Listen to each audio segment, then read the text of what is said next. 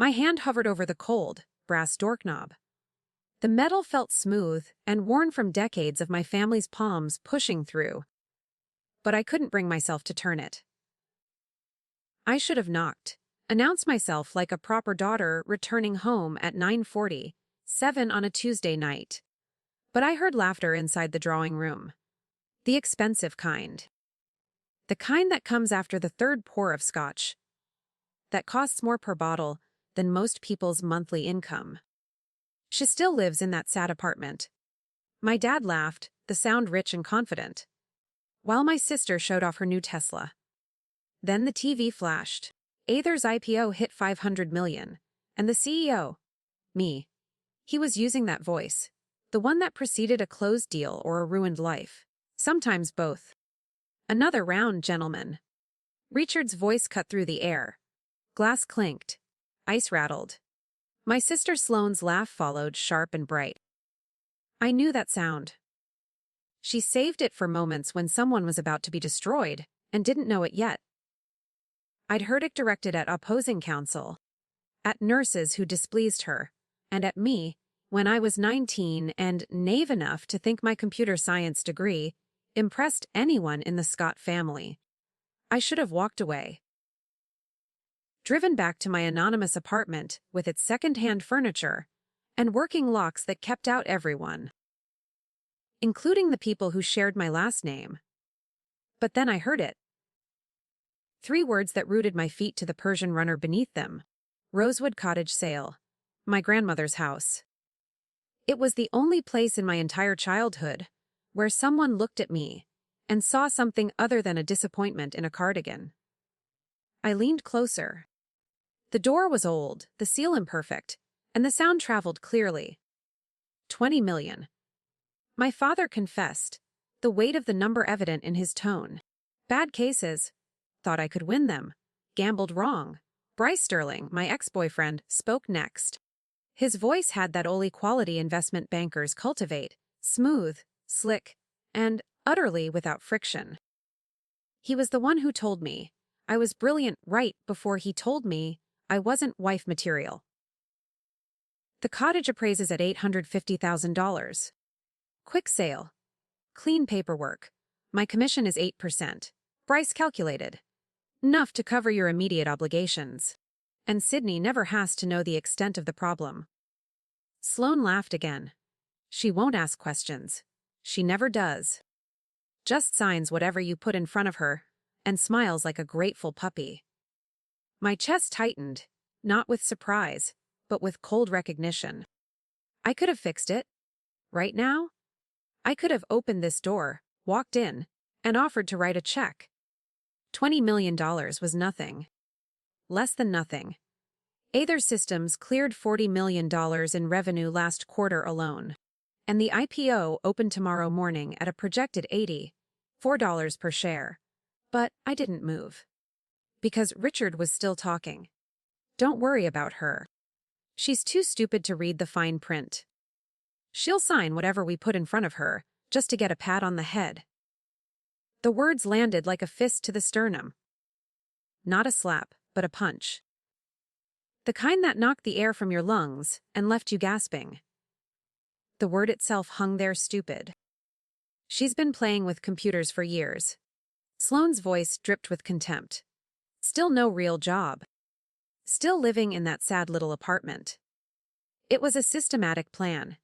A cruel strategy built around my perceived weakness. They were stripping away the last remnant of my grandmother's unconditional love, the cottage, to clean up Richard's self-inflicted mess.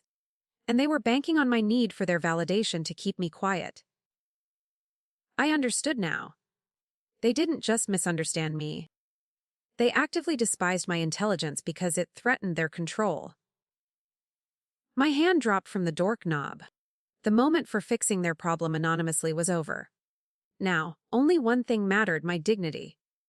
I turned, my footsteps making no sound on the runner as I walked back down the hallway and out the front door. The shame was gone, replaced by a cold, clean fury. The cold resolve I found in the hallway propelled me out the front door and across the manicured drive. Grant, my head of security, stood beside my waiting town car. His posture was military straight despite the late hour. He had been with me for 3 years and knew exactly who I was and what my empire was worth. He never told a soul. He opened the back door without a word. I slid into the leather seat. The door closed with a solid thunk that sounded like a vault ceiling itself.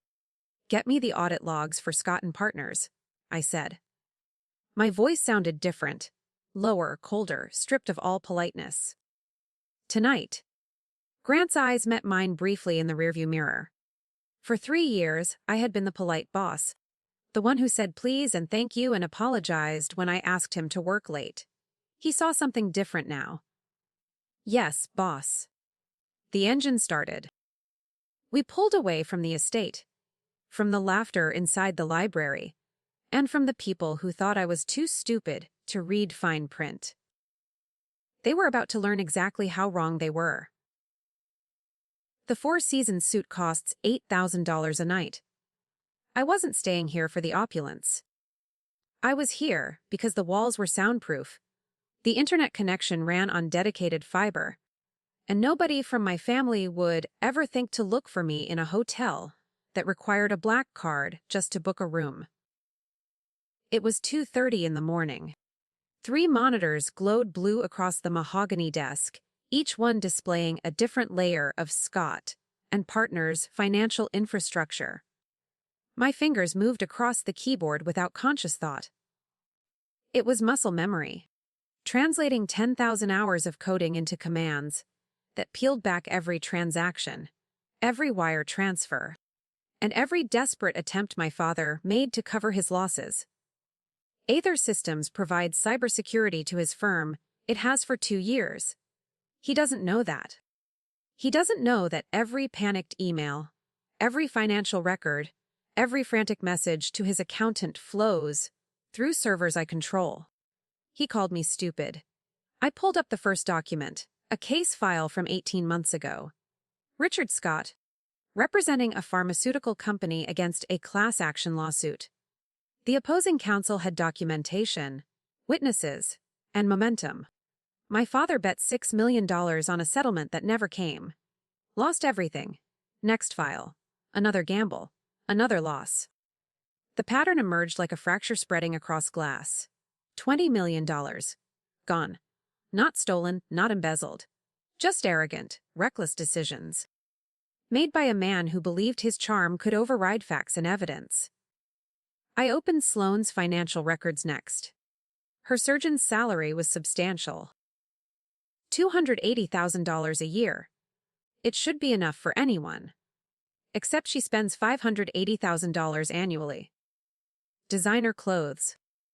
Luxury vacations, a wine collection that costs more per bottle than I paid for my first car.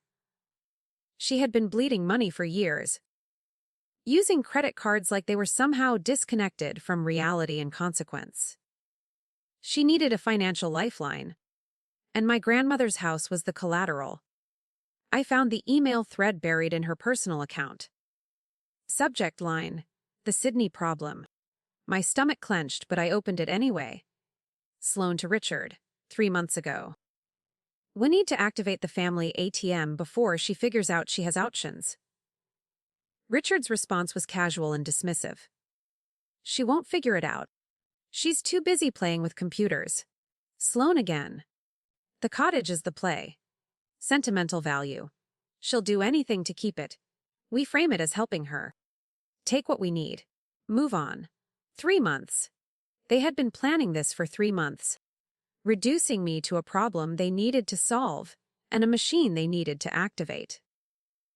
The quiet fury that had fueled my fingers intensified. I screenshotted everything. Every email, every transaction, every lie they told themselves about who I am and what I am worth. I saved the evidence. The full picture was undeniable. This was not desperate reaction. It was cynical, calculated exploitation. My phone buzzed at 3:15 in the morning. Anya Sharma, my chief legal and financial strategist, the only person outside my security team who knew the truth about S.J. Scott. You should be sleeping? I said, my voice heavy with exhaustion and residual anger from the audit. So should you? She retorted, her voice carrying the particular strain of someone who had spent the last 48 hours preparing for the biggest financial event of her career. The Aether IPO is tracking to break records. Less than 24 hours until bell. I know. Do you? She countered. The legal precision in her voice, cutting through the blue light of the monitors. I heard her moving, probably pacing her office 20 stories below me. Anya doesn't sit still when billions are on the line. Because if you don't legally sever your finances before market open, their debt becomes your liability. California family law is not your friend here. The words hit like cold water. I knew this. Somewhere in the back of my brain, I knew this abstract threat existed. But hearing it stated plainly, hearing the timeline compressed into hours instead of vague future consequences, made it devastatingly real. How bad? I asked, looking at the $20 million in reckless debt displayed on the screen. $20 million in debt against $2.8 billion in assets. The creditors will come for you the second your net worth goes public. Annie explained patiently, but without sympathy. They'll argue familial responsibility, shared household history. You'll spend years in litigation, even if you win.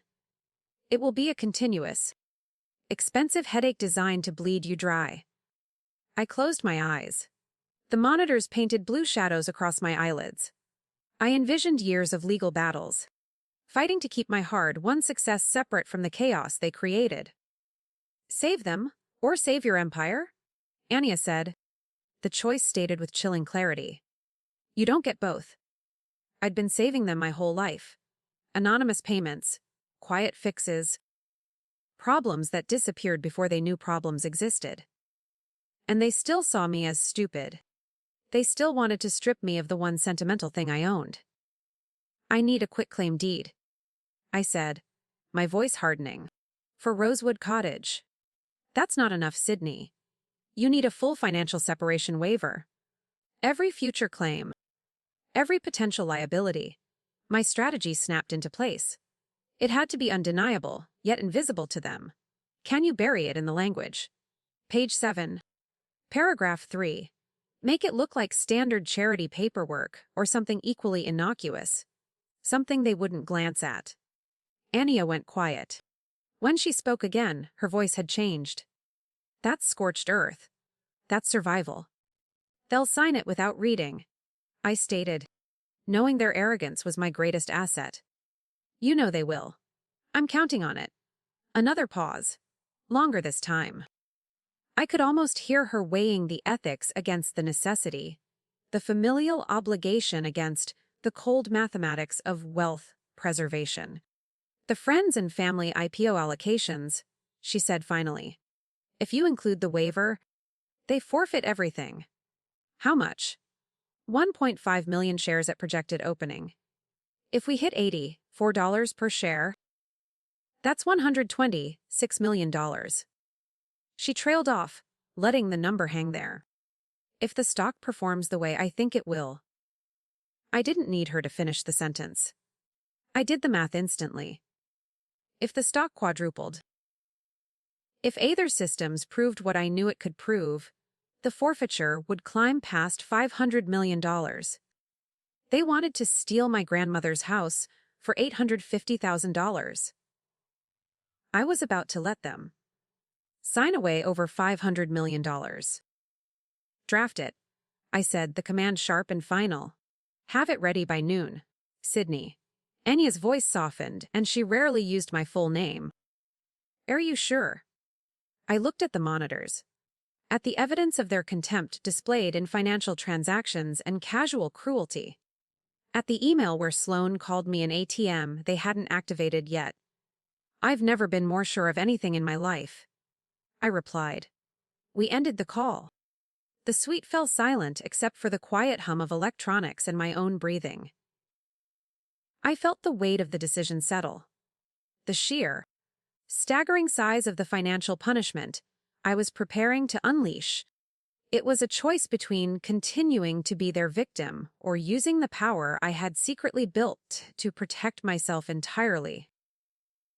The only thing they cared about was money, and that would be the coin of their reckoning. I disconnected the monitors and stepped away from the cold mathematics of the betrayal. The legal trap was set.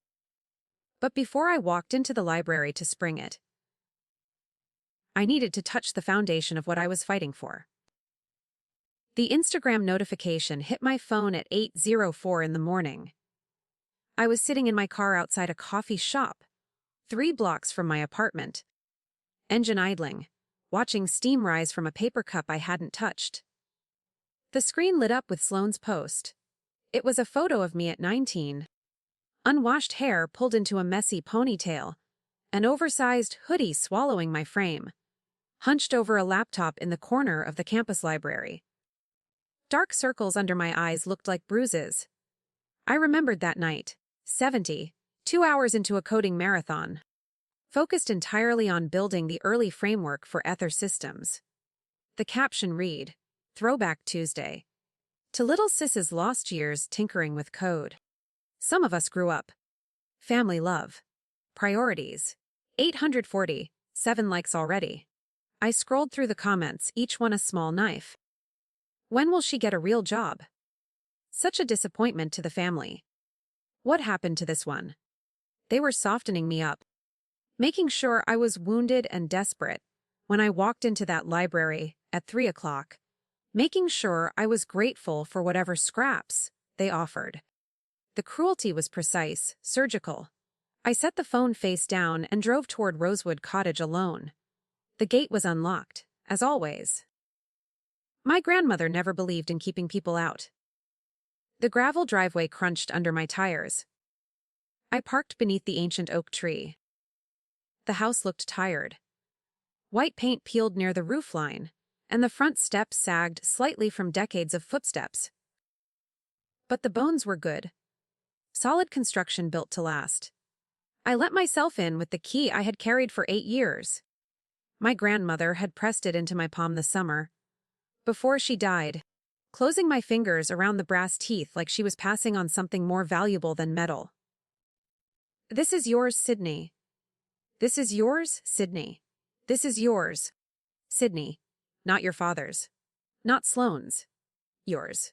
Don't forget that." Inside, the air smelled like dust and old wood and the ghost of her lavender perfume. I ran my hand along the banister, feeling the honest wear of the wood. Her needlepoint still hung in the hallway, a quote from Virginia Woolf. "A woman must have money and a room of her own." She stitched that when she was 67. Hanging it like a quiet declaration of war against anyone who thought she should be grateful and quiet. I walked into the living room and sat in her cracked leather reading chair by the window. The photo albums were still on the side table. I didn't need to open them. I knew what was inside: pictures of my grandmother and me, spans of 18 years. Not a single photo included my father or Sloane, unless it was a formal family portrait where everyone was smiling and lying. She knew. Even then, she knew. I had always been the giver, the fixer, the one who sat with her during her last month when everyone else had better things to do. And when she died, they cried at the funeral. Performative grief that made the other mourners murmur condolences. Then they tried to sell her house 3 months later. My phone buzzed again with texts from distant relatives, all of them concerned, all of them copying Richard, as if I were a problem that needed managing. The cruelty was designed to make me desperate and ashamed when I signed those papers. My grandmother's voice echoed in my head, clear as if she were sitting across from me.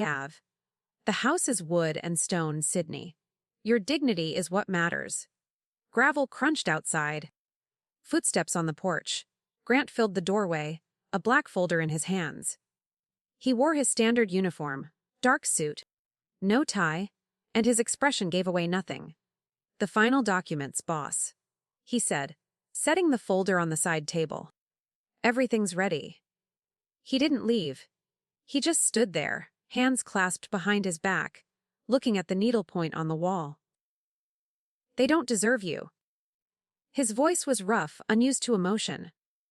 "Your grandmother would be proud of what you've built." Something in my chest loosened. Not much, just enough to breathe. "Thank you, Grant." He nodded once and left. The door clicked shut behind him. I knew what was inside the black folder. The quitclaim deed, the waiver, the trap that looked like surrender. I was ready to choose dignity over obligation. 2 o'clock arrived faster than it shilled. I stood in my apartment bathroom, staring at the black Tom Ford suit hanging on the back of the door. I had bought it 6 months ago, tailored to fit like armor for board meetings with investors who needed to believe a 26-year-old woman could run a company worth billions. Today, I was wearing it to a family party, a negotiation where I was meant to surrender. I dressed slowly, each piece deliberate: the suit, the white silk blouse beneath it, the Patek Philippe watch that costs more than my father's car. My reflection stared back, a woman both strange and familiar. The confident executive was overlaying the insecure girl. At 2:47 post-meridian, 1 hour and 13 minutes before market close, I got into the town car. Grant drove without asking where we were going. He knew. I texted Anya. "The bait is ready. Let them take it." Her response was immediate. "They won't know what hit them." The library smelled like leather and lies. Old money and older secrets. Richard sat behind the mahogany desk like a king granting audience. His personal attorney, some gray suit with a forgettable face and a very memorable hourly rate, stood beside him. Bryce Sterling, my ex, leaned against the bookshelf to my left. Arms crossed, that smug little smile playing at the corners of his mouth. He was already counting his 8% commission. The door opened behind me. Sloane's perfume arrived 5 seconds before she did. Something French and floral and suffocating. She swept past me without acknowledgement, taking her position at Richard's right hand. The favored daughter. "Thank you for coming, Sydney." Richard's voice carried that particular tone. Warm but hollow. The one he used on clients right before he explained why their case was hopeless. "I know this is short notice. You said it was important," I said, keeping my voice soft and uncertain, the way I used to sound at 19 when I desperately wanted him to notice me, to value anything I did. "It is," he replied, gesturing to the chair across from him. "Please sit." I sat, folded my hands in my lap, and let my shoulders curve inward just slightly. The practiced body language of someone who had never learned to take up space. The attorney slid a document across the desk, heavy bond paper, at least 20 pages, titled "I Trust Fund Release and Property Transfer." "We've been discussing your future," Richard began, actually sounding paternal and concerned. "You're 26 years old, still trying to find your path. That's admirable, sweetheart, but it's time we helped you get started." "Started with what?" I let my voice crack just a little, just enough. "With your life," Sloane interjected, her tone capable of cutting glass. She didn't look up from her phone, where Instagram was open. "We're releasing $50,000 from the family trust. Seed money for your little computer hobby." Little computer hobby. The word sat in my chest like stones. Aether Systems employed 217 people and provided cyber security for 70% of the Fortune 500.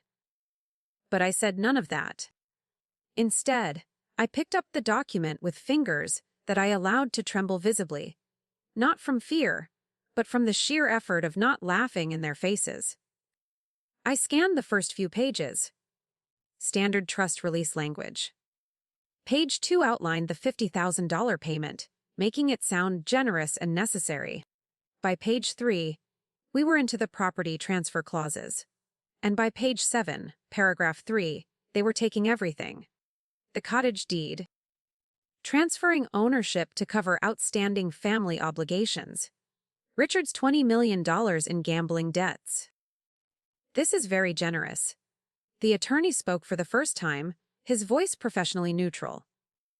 Given your situation, Miss Scott, I'd say your family is being extraordinarily accommodating.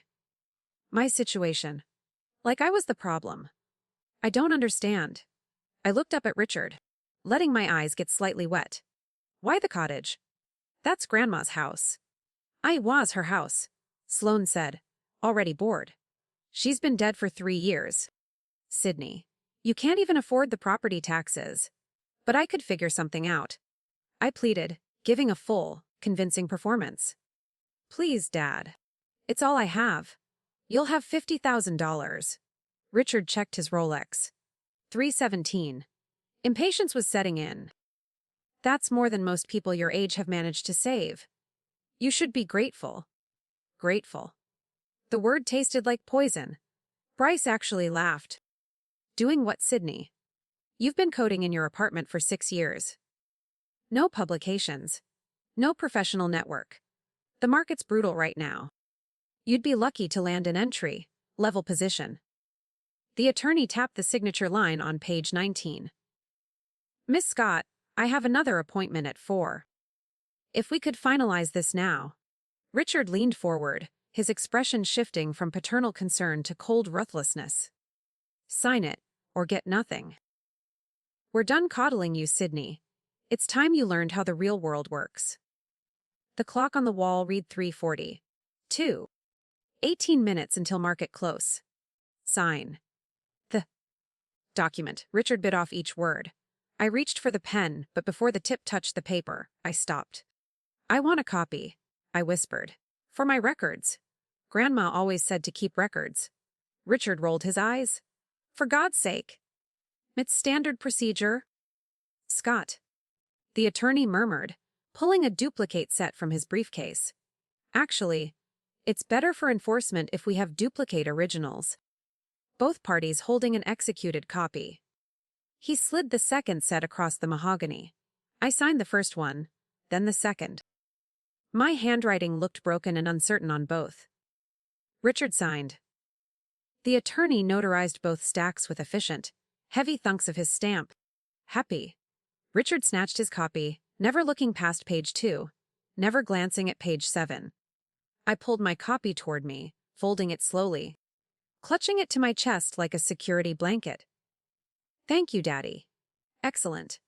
I'm glad we could resolve this efficiently. Richard stood. The funds will be transferred to your account by end of week. They left. Sloane already typing on her phone, Bryce shooting me one last pitying look. The attorney packed his briefcase without a word. The door closed, silence. I counted to 20, making absolutely sure they were gone. The tears vanished. Gone like a faucet turned off. I checked my paydeck Philip. 3:47. 13 minutes to close. Checkmate. I whispered to the empty, leather-bound room. I stood and smoothed my jacket, the duplicate original secure in my inner pocket. Included the complete waiver of all future familial financial claims. They had just signed away $500 million for $50,000 and a cottage worth $850,000. They thought I was too stupid to read fine print. They were about to learn exactly how wrong they were. I walked to the French doors that opened onto the terrace. Outside, the garden party was already starting. I could hear the string quartet tuning up. I was not leaving. Not yet. 11 minutes until they realized what they had done. 11 minutes until everything changed. The champagne must have tasted like victory to Richard, as he raised his glass at the podium, surveying the 200 guests scattered across the manicured lawn of the Scott estate. String quartet. Uniformed servers. Flower arrangements that cost more than most people's monthly rent. I stood near the back, black suit sharp as a blade, watching him perform the role of the successful patriarch. Two-family legacy. Richard announced, his voice carrying across the garden with practiced authority. To the businesses that define excellence in our community. Sloane stood beside him, phone held high, recording the moment. She was live streaming on Instagram. 15,000 viewers watching her father pontificate about success while she angled for the perfect shot. Her smile was luminous. She thought she had won. Take Aether Systems, for example. Richard continued, and I felt the shift coming before he made it. Remarkable cybersecurity firm. Their IPO today represents everything American enterprise should aspire to. Innovation. Discipline. Vision. He paused for effect. Unlike some hobbies, not everyone understands the difference between serious business and playing with computers in a basement. But that's fine. The world needs all types. Polite. Practiced laughter rippled through the crowd. Several guests glanced my direction. I didn't flinch. I let him have his final, contemptuous jab. 4:00 post-meridian, exactly. The closing bell rang somewhere in Manhattan, and the universe tilted on its axis. Bloomberg terminals throughout the party erupted simultaneously. Sharp electronic chimes. Guests' phones buzzed in pockets, clutches, jacket linings. The string quartet faltered mid-phrase as musicians checked their devices. What the hell? Someone muttered near the bar. The murmurs started low. Building like a wave gathering strength. AET up 400%. Aether Systems IPO closed at $336 per share. That's impossible. The opening was 84. Richard kept talking, oblivious. Still mid-sentence about family values and business acumen. Still performing for an audience that was no longer listening to him. Anya Sharma stepped forward from the crowd. Tailored gray suit. An S-1 filing. Printed and bound, held in her hands like scripture. She moved with the quiet confidence of someone who has closed billion-dollar deals before breakfast. Ladies and gentlemen. Her voice cut through Richard's speech without rising in volume. I apologize for the interruption, but I believe some clarification is needed. Richard stopped, confused, annoyed. Anya, this isn't the time. I'd like to introduce the founder and chief executive officer of Aether Systems. Anya turned, extending her hand toward me. J. Scott, who's been operating under her initials for privacy. Silence crashed over the garden like a physical force. 200 faces turned toward me. Mouths open. Eyes wide. The kind of stunned recognition that happens when reality rewrites itself in real time. Richard's face drained of color. All that expensive scotch-fueled confidence evaporated as his brain caught up to what his ears had just heard. S.J. Someone whispered. Sydney Jane. I didn't move. I didn't speak. I let them process. Sloane's phone dropped 3 inches before she caught it. The live stream wobbled, capturing her expression perfectly. Mathematical horror beginning its slow crawl across her features. Richard recovered first. He always did. Decades of courtroom performance taught him how to pivot when the case turned against him. My daughter. He rushed toward me, arms spread wide for an embrace. Of course, I always believed in her vision. I always knew. I stepped back, one clean movement, his arms closed on empty air. He froze, recalculated, and pivoted again. He turned to Anya. The friends and family IPO allocations. We should discuss those. I'm sure Sydney has reserved shares for her family. Haven't you, sweetheart? Sloane's fingers flew across her phone screen. I could see the calculation happening in real time. $336 per share, multiplied by whatever allocation she thought she deserved. Her eyes glazed with the kind of greed that makes people stupid. Bryce Sterling stood near the fountain. Frozen. His investment banking brain doing the math differently. His commission on the cottage sale. Pocket change. Nothing. Less than nothing compared to what he just realized he lost. I reached into my jacket, pulled out the document I folded, and tucked away in the library 13 minutes ago. The duplicate original. About those allocations. Father, my voice carried. Calm. Clear. The voice I use in board meetings when I am about to fire someone who thought they were indispensable. There's a clause in the document you signed. About those allocations, Father. I held up the folded document. The garden went silent again. Even the string quartet stopped pretending to play. There's a clause in the document you signed. Page 7, paragraph 3. Would you like me to read it? Or would you prefer to read it yourself? Richard's face shifted from confusion to concern to dawning comprehension. What document? The one you witnessed at 3:40, 7 post-meridian, I replied calmly. The trust fund release and property transfer. The one you were so eager to have me sign that you didn't read past page 2. I unfolded the paper, holding it up so the guests closest to me could see the notary seal, the witness signatures, and his own attorney's stamp at the bottom. Complete waiver of all future familial financial claims. I read aloud, each word landing like a hammer blow. Including, but not limited to, friends and family stock allocations, inheritance expectations, and corporate benefits. Sloane's phone clattered to the flagstone. It didn't shatter. It just lay there, the live stream still running, capturing her face as the mathematical understanding destroyed her from the inside out. Anya stepped forward again, the numbers woman, always with the data ready. The friends and family allocation was 1.5 million shares. At the closing price of $336 per share, that's $504 million. Someone gasped. Multiple people gasped. The math was too big, too devastating, too perfectly brutal to process quietly. You forced them to sign it away. Anya continued, looking directly at Richard.